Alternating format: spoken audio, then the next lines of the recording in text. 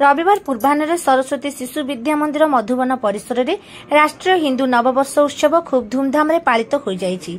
एही उत्सव में मुख्य अतिथि वामदेव नायक पुरी जिला कार्यवाही राष्ट्रीय स्वयंसेवक संघ करकमल प्रदीप प्रज्वलन पूर्वक उद्घाटन करा जायतिला।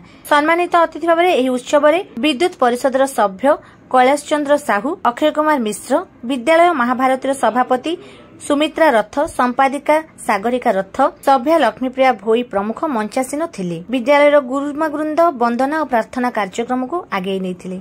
विद्यालय शिशु भौणीगण स्वागत संगीत परिवेषण करथिले। विद्यालय वरिष्ठ प्रधान सह आचार्य विष्णु पाणी अतिथि मानक परिचय प्रदान करथिले।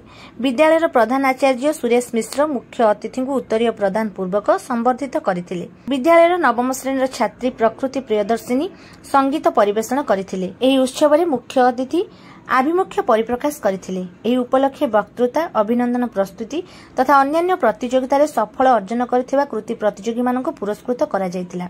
शेषरे विद्यालयर वरिष्ठ आचार्य इतिश्री जेना धन्यवाद अर्पण करथिले।